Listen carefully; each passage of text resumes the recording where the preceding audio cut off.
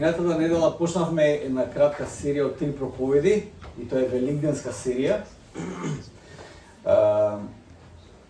Зборувавме за последните параболи на Исус. Не знам дали сте ги читале последните параболи на Исус, многу се интересни, многу се, како да кажам, провокативни.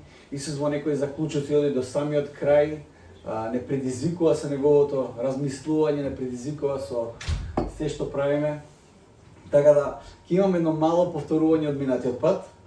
Првата парабола за која зборувавме беше 10 девици, тоест 5 мудри и 5 немудри девици. Тоа беше за свадбата, каде што тие требаше да бидат спремни, со масло, да очекува да се појави младоженецот, затоа што никогаш не знаеше кога ќе се појави. Еден од тие духовни принципи за кои зборувавме беше да се избегнува духовност 5 до 12. Тоа е принцип на духовност по принцип на 5 до 12. Кога ќе загости, тогаш стануваме најдуховни. Кога ќе загости, тогаш имаме премногу молитви во нас. Како што кажав минатиот пат, многу ретко од црквата и од духовното семејство некој ќе излезе заради некоја драстична работа. Значи, луѓе од црква не излегуваат најчесто затоа што ограбиле банка или убиле човек. Многу ретки се тие случаи. Обично луѓе излегуваат од црква заради принципот на духовност 5 до 12. Едноставно стануваме мрзливи духовно и пополека ние се оддалечуваме и стануваме мрзливи. Втората парабола, тоест поуката беше да не правиме така. Туку маслото кое го имаме од Светиот Дух да биде константно полно, спремно за секој повик кој го имаме од Господ. Втората парабола беше за Господарот, за слугите и за талантите. Верувам дека сте слушнале за талантите, дека некои добиле 5 таланти, некои добиле 3 таланти, некои добил 1 талант, од кои требале да работат со нив и да заработат за Господарот. Господарот оди и се враќа и бара очет од неговите слуги, нели? Поуката од оваа парабола беше дека наместо само да реагираш во животот и да бидеш пасивен, биди тоа што ние го нарекуваме каталист за Божјото царство, со тоа што вредно ќе работиш во служењето за неговото царство. Оној што имал 5 таланти, работел и оној што имал 1 талант, веројатно работел. Аз кажа вака, овој што имал 1 талант, што го закопал талантот во земја, тоа што го закопал талантот во земја не значи дека ништо не работел. Тој нешто работел. Мрзливоста, како што ја дефиниравме минатиот пат, не е само да не работиш ништо, туку мрзливоста е да не го работиш тоа што треба да го работиш. Всушност, да работиш било што, само да не го работиш тоа што треба да го работиш. Тоа исто така е мрзливост.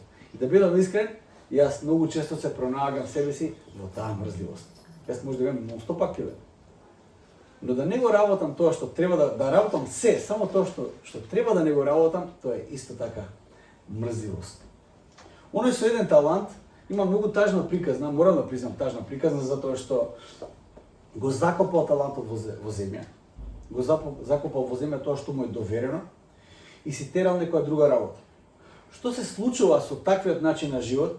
Со текот на време, нажалост, неговата слика за Господарот, за неговото и за царството, и за се останато била толку искривена, што тој таа слика си ја користи како изговор за неговата мрзливост. Кога Господарот кажал, што сработи со мојот талант, вика, па што сработив? Го закопав во земја, еве ти го, затоа што знам дека ти си многу лош човек уствари. Знам дека ти одиш таму, правиш решум на секаде и доаѓаш тука, да не ризикувам јас еве ти го твоето, да бидеме на чиста сметка и така натаму. Интересно е што другите двајца слуги ја немаат таа слика за Господарот. Но колку повеќе се оддалечуваме од Бог, толку поискривена слика имаме за Бог, за неговото царство, толку повеќе таа некоја субјективна слика за како треба, како не треба, станува толку силна во нас, што веќе таа слика ја користиме како изговор за било што во нашиот живот, за нашата неактивност, за нашите постапки. И нормално слугата вика, за тоа што останав јас на 1 талант, не сум јас крив, туку ти си крив, затоа што ти си лош господар. Тоа е втората парабола. И третата парабола беше за, тоест третата приказна која Исус се кажува за судниот ден. Таа парабола и заклучокот од таа парабола го нареков интегритет. А тоа е моментот кога Исус вика доаѓаат, кога ги дели луѓето на овци и на кози, и на тие што се од десната негова страна, и вика влезете во моето царство, добри верни слуги, влезете во моето царство, затоа што кога бев гладен ме најадовте, кога бев болен ме посетивте. И така натаму набројува, и тогаш ти ќе го прашаат, добро, кога сме те виделе гладен, па сме ти дале да јадеш, и така натаму, и така натаму. Исус вика, ако сте го направиле тоа за еден од најмалите, сте го направиле за мене. Што значи христијанскиот интегритет? Христијанскиот интегритет е да се применат и живеат Исусовите заповеди до точка до која тие заповеди стануваат дел од нас, целосно, несвесно, како некоја втора природа во нас, која действува без наша контрола, без да сме уопште свесни дека ние нешто сме направили. Кога Исус ќе ни каже добар и верен слуго, во малку беше верен, на многу ќе те поставам, ти нема ни да бидеш свесен колку и што си направил. Но Исус ништо од тоа што си го направил не го заборави. Тоа значи христијански интегритет. Фредерик, кој седи таму надвор, знае често да каже, кога нешто работиме, викам, што мислиш ти за оваа работа? Вика, јас сум само твојот понизен слуга, тоа е тоа. I'm just your humble servant. Кој ќе опраша некој мисли, он така ми одговора, I'm just your humble servant. Јас сум само твојот понизен слуга. И мислам дека тоа е природата која секој од нас треба да има додека живееме и служиме во Божјото царство. Господ нека биде тој што ќе примети и тој ќе каже што сме служеле, како сме служеле и што сме направиле. За денеска продолжуваме со сцените во Евангелијата непосредно пред Великден. Денешната недела според црковниот календар е позната како цветници. И секогаш што го кажувам, јас како дете гледав еден фолк фестивал кој се организираше, кој се викаше Цветници, немав појма зошто се вика Цветници. Као во Ландова, но тој беше Цветници. Тоа се состојано друг фестивал беше со и се пеа народни песни.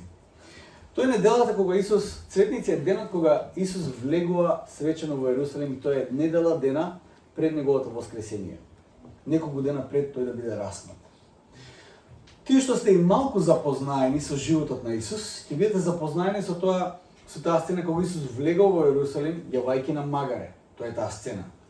Во Евангелието според Јован, непосредно пред влегувањето во Ерусалим, го имаме моментот кога Исус е гостин во куќата на Лазар, кој тој го воскреснал пред неколку дена. Не е јасно, не знам дали сте читале и приметиле, приказната за Лазар и воскресението го има само во Јовановото Евангелие. Го нема во Матеј, Марко и Лука. Ја нема таму приказната. Едно од тие теолошки размислувања и предпоставки кои ги имаме е дека ако читате во Евангелието според Јован, кога Исус го воскреснува Лазар, тоа што Лазар е жив станува доказ за кој е Исус. И кога всушност властите го таргетираат Исус да го убијат, тие го таргетираат и Лазар. Кога се собрали да разговараат, треба да се отарасаме од Исус, тие исто така разговараат дека треба да се отарасат и од Лазар. Предпоставката е дека, затоа што Јован го пише неговото Евангелие, тоа е последната книга напишана во Новиот Завет. Предпоставката е дека, кога другите евангелисти го пишуваат своето Евангелие, Лазар се уште е жив. Дека тој се уште е таргет на некои групи кои сакат да го убијат. И затоа евангелистите на некој начин ја избегнуваат таа приказна се со цел да го заштитат Лазар, колку што е можно повеќе. Тоа е секако предпоставка. Тоа не тврдам дека така било. Но Лазар бил една од тие таргетирани личности кои сакале властите да го убијат. За денеска текстот кој го има за читање е во Јован 12 глава, 1 до 8 стих. Јас ќе ве замолам да станете, ќе го прочитаме текстот и ќе видиме што Господ има да ни зборува од овој текст. Значи Јован 12, 1 до 8. На 6 дена пред Пасха дојде Исус во Витанија, каде што беше умрениот Лазар, кој го воскресна од мртвите. Таму му приготвија вечера и Марта послужуваше, а Лазар беше еден од оние што седеа со него на трпезата. Тогаш Марија, земајќи литар чисто скапоцено миро, ги помаза Исусовите нозе и со својата коса ги избриша неговите нозе. И куќата се исполни со мирис од мирото. А еден од неговите ученици, Јуда Симонов Искариотски, кој што сакаше да го предаде, рече: "Зошто мирова не се продаде за 300 денари, да се раздадеше на сиромаси?" Ова тој го рече не дека се грижеше за сиромасите, туку зашто беше крадец.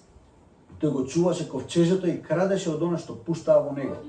А Исус рече: "Оставете ја, таа го чувала тоа за денот на мојот погреб. Сиромасите секогаш ги имате со себе, а мене ме немате секогаш." Амин. Поелете седнете. Првиот стих многу ме подсетува на нашиот однос од нашите блиски пријатели кои ги имаме по светот. Секогаш кога одиме за Америка со Фани, имаме пријатели во Охајо, кои каде и да одиме, каде и да се наоѓаме, ние мора да ги посетиме нив. Тоест, одиме било каде во Америка, ние некој ќе испланираме 1, 2, 3 дена да ги посетиме во Охајо. Имам чувство дека Исус нешто слично прави. Исус оди на кај Јерусалим, тој не може да не ги посети Марта, Марија и Лазар. Тој не може да не преспие кај нив, не е можно тоа. Значи, тој во Јерусалим има мисија таму, ама затоа што Витанија е многу близко до Јерусалим, тој уствари таму е стациониран. Верувам дека на сличен начин Исус така се чувствувал со своите пријатели.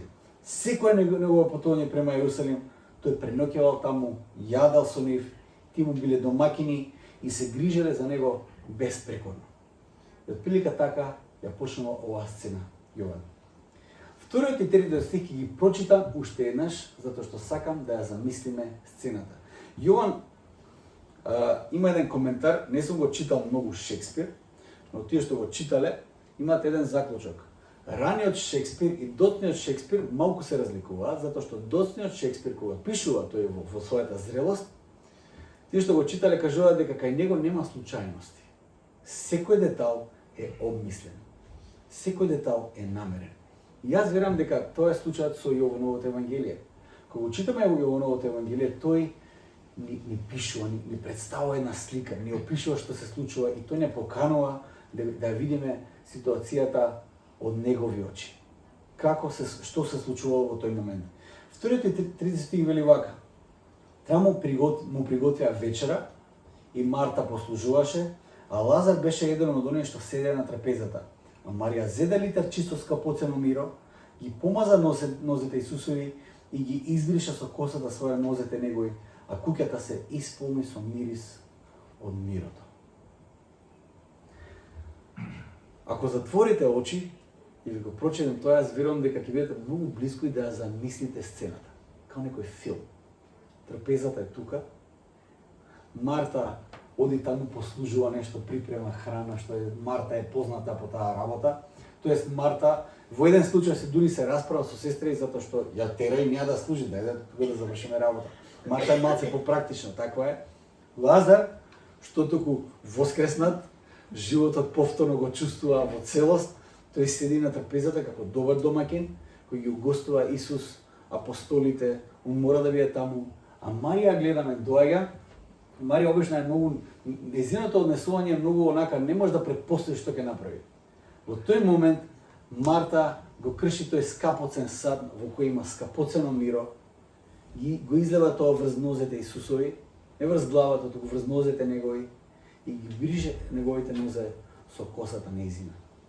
И Јован вели, и целата соба се исполни со тој прекрасен мирис. Јован ни насликува една слика. Често пати ќе не прашаат кој ни е омилен лик од Библијата. Дали сте го слушнале тоа прашање? Кој ти е омилен лик од Библијата? Ако се читал Библија, кој ти е омилен лик? Или кој ни е херој, библиски херој кој го сакаме многу? Или која случка ни се допаѓа најмногу од Библијата? Или кој дел од Библијата ни е омилен и најмногу ни зборува? Ретко, речиси никогаш не размислуваме за тоа кој ни е најомиленото семејство во Библијата. Дали некој ве прашал такво прашање? Кој ти е омилено семејство во Библијата? Семејствата, ако почнеме да ги анализираме во Библијата, ќе видиме дека поголем дел од семејствата во Библијата се жив хаос. Почнувајќи од првото семејство. Адам, Ева, Каин и Авел. Како заврши тоа семејство? Не заврши многу сјајно. Заврши со братоубиство. Тоа е првото семејство. Аврамовото семејство. Ќе си кажеш, добро, Аврам беше супер оно. Но вистина. Прво, имаше несогласување со Лот, ајде тоа не е, да кажеме, не е тоа директно во неговото семејство. Човекот зема уште една жена, имаше син со неа. И тоа создаде една ситуација во неговото семејство неверојатна. Исак имаше двајцата синови Јаков и Есав, ќе се испотепаа за благословот. А пак за Јосиф и браќата кои го продадува во робство да не зборам. За кој семејство Библијата ќе зборуваме? А што да кажеме за Давид? Може да ги кажеме по-добро, Давид имаше добро семејство. Океј. Ама ако читаме во, еден од синовите на Давид намисли план да го убие својот татко кој беше цар за да му го земе престолот. Имаше цела една операција која тој креираше. И Давид бегаше од него многу време. Бегаше од својот син. Ретко може да се најде функционално и семејство исполнето со љубов дури и во Библијата. Да ве прашам, дали ве теши тоа малце? Библијата е многу реална книга, знаете. Библијата не ги крие маните на своите херои. Не создава некоја нереална слика, некој нереален идеал од тоа како треба да бидеме. Ако не сме такви, ние нема шанси да бидеме дел од црква. Не, Библијата ги открива сите мани на сите семејства кои се во Библијата.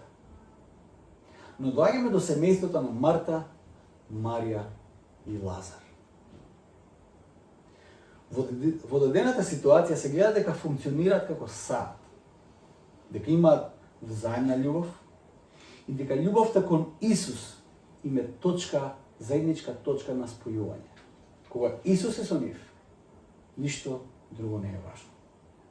Во целата новозаветна приказна имаме една кавга помеѓу сестрите Марта и Марија, која не е запишена, и кавгата била за тоа кој повеќе од нив да служи на кого. Јас многу сакам сите кавги да се такви. Да се караме кој повеќе ќе служи. Тоа е прекрасна кавга, да имаме такви расправи. Ама јас сакам повеќе да служам. Ама дај да служиме повеќе. Ако некој ме праша дали имам умилено семејство во Библијата, токму тоа семејство би било она кое јас би го посочил во овој момент. Ова семејство мене ме разоружува како пастор на црква. Затоа што можам да ја видам нивната љубов, нивната посветеност, нивната работа и служба кон Исус во секој момент, без да се срамат, без задршка, без некои математики, без пресметки, се даваат себе си. Што можеме да видиме кај нив? Прво, тоа што е прекрасно да се види дека цело семејство служи во тој момент. Цело семејство. Сите се инволвирани во службата на Исус. Марта служи на трпезата. Лазар е домаќин на гостите и седи со гостите. Марија во следната сцена ќе видиме дека ги мие нозете на Исус. Нивниот дом е секогаш отворен за Исус и за сите кои доаѓаат во Негово име. Секогаш кога нешто треба да се направи, а е поврзано за Исус, тоа за нив е како празник. Исполнети се со голема радост да направат било што за Исус. Макар тоа да биде прослава, да биде погребот на Исус, да биде помазание на гробот, се они се спремни тука да му служат на Исус во секоја ситуација. Јас сакам моето семејство да има таа природа. Да имаме таа радост, да имаме таа посветеност. Најголемата радост, точката кога моето семејство ќе биде најрадосно, да биде моментот кога Исус е во центарот на нашето семејство. Може би сега ќе бидеш поттикнат да се молиш за некој од твоето семејство. Може би ќе бидеш поттикнат, затоа што во е да се види вакво семејство. Може би твојот копнеше да го видиш семејството како заедно со тебе доаѓа од црква и служите заедно на многу начини. И знаете ли што? Молете се постојано за тоа. Молете се. Во односот со Бог нема реципроцитет, бидејќи односот со Бог не е трансакцијски во смисла на јас нешто жртвувам за да добијам нешто од Него. Таква трансакција ние немаме со Бог. Се по прашање на односот со Бог е по милост, е по благодат.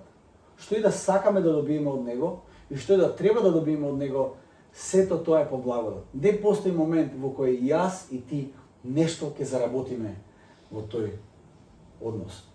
Но има едно големо но. Иако ние ништо не можеме да заслужиме со нашите активности, вистината е дека кога ние ќе се посветиме во служењето на него и кога ќе дадеме се од себе, не дека заслужуваме нешто за возврат, туку отвараме голема врата за неговото делување во нашиот живот. Тоа е друга работа. Не дека нешто ќе заслужиме, туку со нашата посветеност и служење и жртвување не добиваме нешто за возврат, туку ние отвараме голема врата во нашиот живот за неговото делување во нашиот живот. Господ нема да ја пропушти шансата да направи нешто големо преку тебе, доколку со понизно срце пристапуваш во служење. Марта, Марија и Лазар го отворија нивниот дом за Исус секогаш. Жртвува постојано и од нивните средства и го поддржува Исус во службата. Секогаш кога на Исус му требаше место да преспие, нивниот дом беше отворен. И заради таа голема отворена врата во нивните срца, Господ направи големи дела кај нив и преку нив. Но во целата приказна имаме едно скржаво срце. Шкрто срце, ситничаво срце. Природата на таквото срце не само што не отвара врата за Божјото делување, туку постојано се обидува да ја затвори вратата и кај другите, преку зацкриен подсмев за животот на другите, чие срце е отворено за Божјото делување. Знаете, луѓето со такво, како да кажам, ситничаво срце, се луѓе кои не само што срцето нивно не е отворено за Божјото делување, туку им пречи кога нечие друго срце е отворено за Божјото делување. И се обидуваат да го спречат тоа. На милион начини. Дали тоа ќе бидат некои ситни коментари, дали тоа ќе биде некаков презир, некаков подсмев, што и да е. Едноставно, така действуваат. И ова е една од ситуациите во која најмногу зборува Јуда. Јуда многу не зборува во животот, во Библијата, но кога зборува, тој зборува тоа што не треба. Јуда има способноста најубавиот момент да го расипе. Има таа способност. Можам само да замислам од колку високо ја гледал Марија и со каков презир се земал за право да ја поправи незината налудничава служба со трошење на тоа скапо масло и бришење на Исусовите нозе со незината коса. Што ли си мислеше таа со оваков потек? Што ќе добие таа жена? Со тоа што е текнало тоа да го направи. Кој лик е Јуда е? Интересно е што таквиот лик нема, што викаме и ние, во Струмица така викам, не знам тука дали се вика, ни срам ни перде. Тој човек нема ни срам ни перде. Тој сега гледа Марија што прави, вика, види ова што прави. Абе, продај го, не. И што е да кажам? Сите знаја, веќе Јован кога е малце постар, знаете кога старееме, онака тој некој филтер за финоќе, ми се намалува, мислам, така да и помалку политички коректни сме. И сега додека другите евангелисти кои пишувале не го откриваат тоа, ама на Јован, кој веќе овде бил 90 години, баш му е гајле, вика. Ние знаеме дека на Јуда устари нему ни беше ни гајле за сиромасите. Он устари си крадеше цело време, сите тоа го знаевме, сите тоа го знаеа, и он устари гледаше начин само да дојде до парица. Толку. И он тоа го запишува нормално на негов начин. Имам јас една дилема тука. Прашањето е, ако Јован знаел дека Јуда краде од ковчежето, од парите, цело време, Исус не ли знаеше? Зарем Исус не знаеше дека Јуда краде од ковчежето со пари цело време? Не беше само предавството, знаете, предавството кое Јуда го направи беше последниот акт. Но Јуда постојано си краде од ковчежето. Моето прашање е зошто Исус го толерираше тоа? Дали сте се запрашале? Зошто Исус го толерираше тоа цело време? Слушаш, тој од самиот почеток знаеше дека Јуда ќе го предаде. Јас не знам како Исус, додека зборувал параболата за житото и каколот, не гледал према Јуда цело време. И јас да сум бил на местото на Исус, ја би ја кажал таа парабола на следен начин. Има ли некој кандидат за Јуда за да може да демонстрирам? Еве, искрено ти кажам, додека пишав проповета за кандидат на Јуда, викам, мислам дека најлесно ќе биде Михаел, пошто нема да ми се навреди. Како Исус би ја кажал тоест како јас би ја кажал параболата да сум на Исус. Исус, да кажем, би кажал вака: Царството небесно прилика на човек што посеал добро семе на својата нива. Но додека спија луѓето, дојде неговиот непријател и посеја меѓу житото како. Па си отиде. А кога израсна растението и донесе плод, тогаш се појави и како. И кога дојдоа слугите на стопанот му рекаа: Господаре, нели добро семе посеа на нивата своја? Откаде сега пак овој како во неа? А тој им рече: непријателот го направи тоа, слугите пак му рекаа: сакаш ли да одиме да го исплевиме? Но тој им рече: не, да не би корнејќи го каковот, да искорнете заедно со него и жито. Оставете нека расте заедно, едното и другото, до жетвата. А по жетвата ќе им кажам на жетварите: соберете го најнапред каколот и врзете го во снопови, за да се изгори. А житото приберете го во мојата житница. Јас немаше да одолеам на можноста да ја кажам оваа парабола на тој начин, за на него да му текне. Пошто јас знам дека краде цело време, јас знам дека ми крои некои планови зад грб, и оваа ситуација ќе искористам да му текне.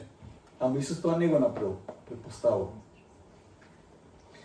Дека тој во тој момент дозволил и апостолите, кои подоцна ќе бидат столбови на црквата, и Јуда, оној кој го предаде, да растат еден до друг. Но на крајот на нешто, Јуда заврши како што заврши, а другите го прославија Исус дури и со нивната смрт. И нивниот плод беше многоброен. Исус има многу трпение. Фала ти, Михаел. Природата која ја растеме сега и овде, без разлика на тоа што ние сме во црква секоја недела, на крајот ќе го открие плодот во кој ние инвестираме. Знаете, не може да бидете поблиско од Исус од Јуда. Јуда бил со него цело време. Но на крајот плодот кој тој го расте е разурнувачки и за него, и крајот му е катастрофален. Во приказната најмногу сакаме да имаме улогата на било кој освен на овој лошиот Јуда. Реалноста е дека во многу ситуации можам самиот да се препознам токму во ликот на Јуда. Верувајте, може да се препознам. Во моментите кога ја споредувам мојата светост со светоста на другите, поимам коментар за нивната светост, затоа што мојата светост е подобра. Не знам дали сте имале таква работа, да се споредите со светоста на некој друг и кажете: ја така никош не би направил. Во моментите кога ги споредувам моите намери да правам нешта, а без да се консултирам, ги знам намерите на луѓето, на оние другите да прават некои работи, и знам дека нивните намери не се правилни. Секој нивните намери се лоши, а моите се добрите намери. Таков е Јуда уствари. Разбирате? Он ја гледа Марија и вика: што прави ова, ја тоа никош не би го направил. Јас на срце имам куп сиромашни, на кои јас би ги дал сите тие пари да им помогнам. Оваа тука се расфрла. Срамото. Во моментите кога ми е тешко да се радувам за нечија радост. Сте имали такви моменти? Кога некој нешто убаво му се случува во животот, ама не ти се случува на тебе. И сега, кога си у друштво, ќе продуцираш некоја фейк радост. Баш се радувам, ама у срцето се ќе. Не знам дали сте имали таков случај, или само на мене тоа ми се дешава. Можеби вие не се случувате со тие предизвици. Можеби сега ме гледате одгоре и ми судите. Не знам. Можеби тоа се случува. Маслото, според прецизните проценки на Јуда, знаете, он има такво прецизно око што он знае точно колку вреди маслото. Знае точно за колку ќе го продаде. Значи човекот имал искуство со таа работа. Вика: зошто се арчи ова масло кое вреди 300 денари? Според некои мои проценки, според последните статистики во Македонија, ова масло кое било истурено врз нозете Исусови, вредело од прилика над 500.000 денари. Толку вреди тоа масло. 500.000 денари. Марија го зима тој сад и 500.000 денари ги истура врз носите Исусови. Колку од нас би се осмелиле да направиме такво нешто? Колку од нас? Ја се прашувам, за себе се прашувам. Колку од нас би се осмелиле такво нешто да направиме? Пред некој време со Кевин споделивме некои планови за проширување на црквата на нов простор и мислам дека тоа го направивме да се обидеме да ја доближиме мисијата до сите нас, до сите вас. И на некој начин сите да земеме некаква одговорност и власништво за оваа црква. Оваа црква се надевам дека не ја гледате црквата на Живко. Оваа црква не е на Живко. Обично во Македонија така се како да кажам, се евидентираат некои работи, знаете. Јас се сеќавам камповите детски и тинеџерски што ги има, ги викавме Доне камп или Павле камп. Тие што го водат одно тој е негов камп. Доне камп, Павле камп.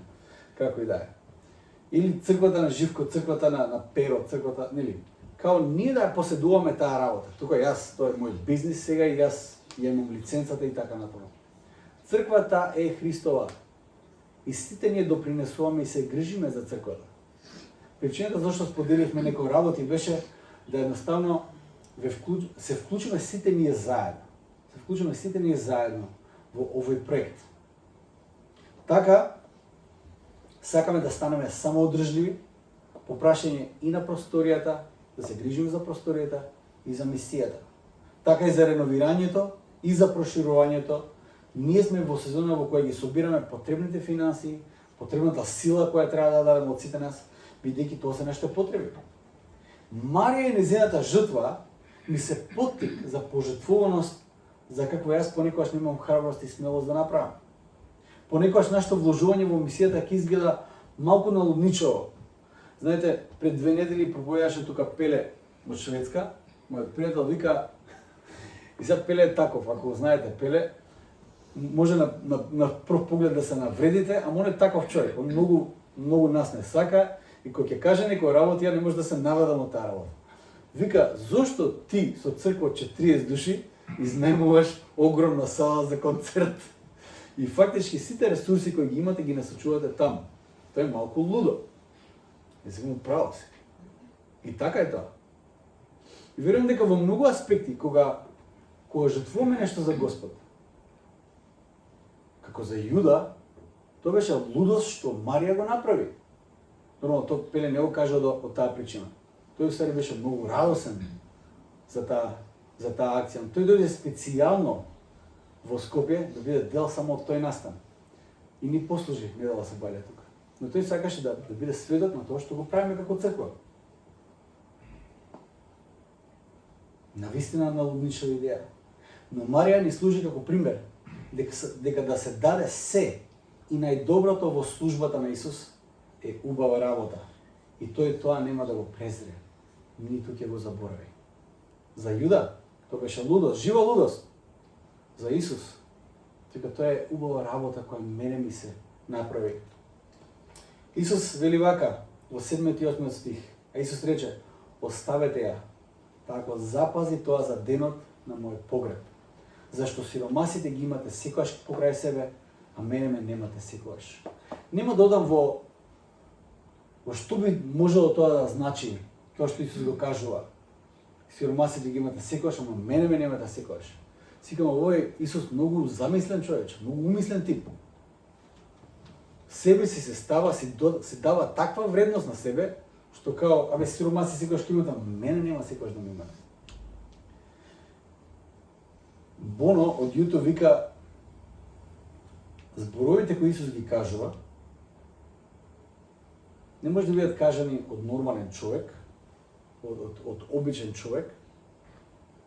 Ако Исус на вистина не е Бог, зборовите кои ги кажува или е како некој нарцисоиден тип, или налудничав тип. Затоа што Исус себе се става во центарот на апсолутно се. Кога, например, јас ќе изгрешам на Дина, наместо Дина да биде најповредена, во овој случај Исус е најповреден. Вика, гревот на Живко мене најмногу ми смета. И на Дина смета, ама на мене најмногу ми смета. И тоа е лудо да се каже на тој начин. Ако гревот кој јас го правам први и најмногу од се е против Бог, а второстепено против мој ближен. Исус се става себе си во таа категорија. Во Јован има еден мотив кој се појавува, а тоа е дека и оние кои се свесни за тоа и оние кои не се свесни действуваат според Божјото провидение. Во овој случај тоа е мирото кое е истурено врз Исус, кој всушност било чувано за неговото погребение, а Марија не сме сигурни колку била свесна за тоа. Исус вика, тоа миро е за моето погребение, затоа што за неколку дена тој ќе биде раснат и ќе биде погребан. Во друг случај тоа се зборовите на првосвештеникот кој кажа, кога веќе разговара дали да го утепаат Исус, дали што да му прават, првосвештеникот вика, вие ништо не разбирате. Подобро е еден да умре за народот, отколку сиот народ да пропадне.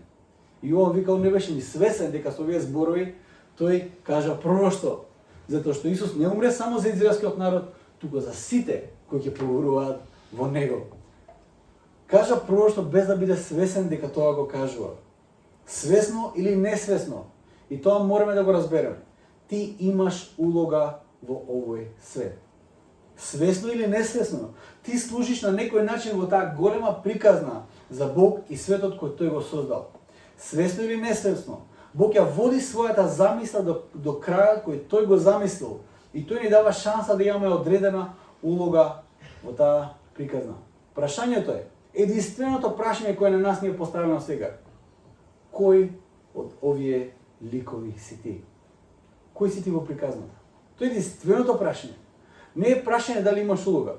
Прашањето е, која улога имаш ти? Дали си Марта, која служи тивко и со радост, гледајќи го Божјото исцеление и Божјото присуство во нејзиниот живот и ништо друго не е важно. Веќе не е важно кој служи. Може порано и било важно, кога она служи, а Марија не служи. Но веќе не е важно кој служи. Таа служи. Кој седи, кој што прави. Баш и е гајле. Најважно е тоа што Исус сега е овде помеѓу нив. Ништо друго не е важно. Таа ја препознала својата служба и повик. И нема некоја мисија да истера некоја правда за фер распределба на нештото. Не.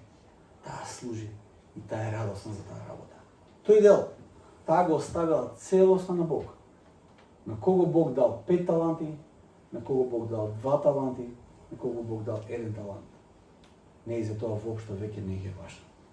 Таа е фокусирана за она што сега се наоѓа пред нејзе. И тоа е Исус кој седи кај нејзе дома на трпезата, а таа има шанса да му служи. И тоа го прави со огромна радост. Дали си Марта? Дали си можеби Лазар? Чиј живот бил толку променет, што луѓето се собираат само за да те видат и да те слушнат. Значи, доаѓаат луѓе да го видат Лазар. Слушнале дека е воскреснат, слушнале дека бил мртов, знаат за таа работа, а се слушнале дека е воскреснат. Луѓе доаѓаат од секаде само да го видат Лазар. Она што е прекрасно за Лазар, морам да признам, а тоа колку тој е тивок. Тивок сведок. Лазар не кажува ниту еден збор. И тоа ме потсеќа на Авел. За Каин и Авел. Авел во приказната не кажува ниту еден збор. Обично луѓе со такво искуство стануваат најгласни, стануваат инфлуенсери, па дури го става дури Исус во сенка заради нивното искуство. Но со Лазар тоа не е случајот. Што се однесува до Лазар, центарот на вниманието останува Исус, без разлика на тоа какво драматично сведоштво и искуство тој имал. Најважно за него е да седи на трпезата со Исус и да биде добар домаќин секогаш кога за тоа е потребно. Тоа е Лазар. Дали си можеби Марија, која најдоброто од себе, од се што поседува, се што собрала во животот, го истура врз Исус. И толку е предадена на него, што воопшто не е ни свесна колку тоа е рационално или што ќе кажат другите за таа работа. таа многу добро го разбира тоа кој е Исус. Таа разбира дека иако Исус го посетил незиниот дом толку многу пати досега, сепак секоја негова посета е историска посета. И таа нема да испушти ни еден мал дел од таа посета. И ни една од тие посети не ги зема здраво за готово. И во секоја негова посета, таа го дава најдоброто од себе. Без разлика дали во незиниот дом е само со сестрата, со сестра и Марта, дали е заедно со брат Лазар, и дали цел свет ја гледа. Незината посветеност и предаденост не се менува воопшто. Таа е целосно предадена на Исус. Но имаме уште една опција. Дали сме можеби Јуда, кој наместо да го види Божјото чудо во Лазар и да се израдува на жртвата на Марија, и наместо да биде благодарен за службата на Марта, веднаш штом ќе ја отвори устата, има нешто да каже и нешто да поправи во ситуацијата. Он има секојаш коментар. Што е криво направено, што треба да се направи, дали се може би Јуда. Си го знаеш гревот, и Јуда си го знал гревот, и другите добро го знаат твојот грев, ама се преправат и ти се преправаш дека се е нормално. До самиот крај Исус ти дава шанса.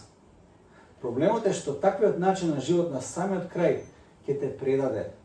Не служиш, не уживаш во Божјото присуство, не го даваш најдоброто од себе кај Бог и само имаш коментари од страна, само имаш критики од страна, само нешто не чини, само нешто треба да се поправи, само нешто не е фер, само нешто и така натаму, и така натаму, и така натаму. Малиот греф кој тој го толерирал, си подкраднувал од кесето, така, си зимал парички од кесето, малиот греф кој тој го толерирал, во неговиот случај парите, бил оној греф кој го предал, со тој греф тој го предал својот Господ. И на крај, со истите тие пари, му бил купен гробот во кој бил закопан. Каква иронија. Не биди Јуда, биди Марија, биди Марта и биди Лазар. Јас ќе кажам вака, Бог секако ќе го исполни својот план на крајот. Има разлика дали во приказната си Јуда или си Марија. Многу голема разлика прави тоа за тебе. Секако имаме ние улога. Секако ние имаме улога во Божјото царство, но голема разлика прави дали си Марија и дали си Јуда. Имам неколку прашање за нас, сите нас. Кои се тие нешта кои ти одземаат радоста во Господа? Знаете, псалмистот ќе каже, радоста во Господа е нашата сила. Ако немаме радост во Господа, немаме ни сила да продолжиме понатаму. Ќе бидеме мизерни луѓе, верувајте ми. Ако нема радост во Господа, како светот ќе дознае дека ние сме негови деца? На кој начин? Дека сме помалку мизерни или повеќе мизерни од другите? Радоста од Господа е наша сила. Силата да се направи следниот чекор во мисијата, во христијанскиот од, во чекорењето со Христос, доаѓа од радоста во Господа. Кои се тие некои мали нешта кои одзимаат радоста во Господа? Кои се тие мали нешта во твојот живот? Кој тој греф кој го засенува твојот поглед и не можеш да го видиш важниот момент дека Исус е овде? На Јуда тоа беше гревот за парите во овој момент. Можда би било што, но во ова приказна беа парите. Затоа што тој во маслото, наместо да го види поклонот кој Марија го имаше за Исус, тој ги виде парите. Ништо друго не виде. Не виде апсолутно ништо. Не ја виде Марија, не виде Марта, не го виде не Исус. Тој ги виде само парите во тој момент. Кој тој некој мал греф кој можеби го толерираме во нашиот живот? Што и да е? Дали можеби некакво ситно оговарање? Дали е некој цинизам? Дали е некаква гордост? Што и да е? Кој го толерираме во нашиот живот, кој ни го помрачува погледот, да не ги видиме сите тие благослови, сите тие прекрасни моменти кои со Исус постојано ги испуштаме. Ги испуштаме и ги испуштаме. Кои се тие нешта? Кога последниот пат кажа, се зарадував, кога ми кажа да одиме од домот Господа. Кога последен пат ја имаш да доживеа таа радост, со нетрпение да дојде недела со бајле, да си кажеш одам во домот Божи, одам да се видам со моите браќа и сестри, одам да го слушнам Божиот збор, одам да послужам на некој кафе, одам да се израдувам со моите пријатели, одам да ја видам радоста Господова која ми дава сила. Кога последен пат го кажавме тоа? Ако не се сеќаваме, нека следната недела Господ ве благослови токму со овие зборови, со тоа чувство, со тој порив. Нека Господ ве исполни со радоста која доаѓа само од Него. И следната недела, од Сабајле на Великден, нека бидете исполнити со радост. И да си кажете, се зарадував, затоа што дојде моментот да одам во Божиот дом, да се израдувам, да се видам со луѓето, да се видам со моите браќа и сестри и да видам благослов, ако можам да видам на некој околу мене. Нека се радуваме за секоја прилика која Господ ни дава. Може би некои прилики изгледаат многу мали. Тоа е само вечер, ништо повеќе. Тоа е само едно кафе, мобет, ништо повеќе. Тоа е само едно обично неделно утро, ништо повеќе. Во тие мали нешта Господ прави огромни нешта. Во тие мали нешта е потенцијалот за големата Божја радост да го исполни вашиот живот. Нека бидеме отворени за неговото делување. Ајде се молиме за крај. Татко наш небесен, колку е прекрасно да се знае дека Господи Боже мој, како во првиот век кога си бил со Марта, со Марија и со Лазар, преку Твојот Свет Дух, Господи, ние секојдневно имаме истата прилика да бидеме во Твоето заедништво. Преку молитва, преку Твојот збор, преку Господи Боже мој заедништвото со сите Твои луѓе кои се на оваа земја. Ти благодариме, Господи, затоа што ни го даваш дарот на црквата, Господи, во кој Ти не повикуваш, Господи. Боже мој, можам да видам Марта, Марија и Лазар како служат, затоа се благословени, Господи. Служат и затоа си во нивниот дом. И Господи, тие стануваат самите благослов за многумина. Татко мој небесен, нека преку нивниот пример ние го живееме тој благословен живот и нека навистина бидеме оние преку кои ќе го донесеш Твојот благослов на многумина околу нас. Ти благодариме за се Исе Христе. Сакаме да видиме дел Твојата приказна. Сакаме да видиме како Марија, како Марта, како Лазар. Твоето име нека биде прославено, Господи. Амен.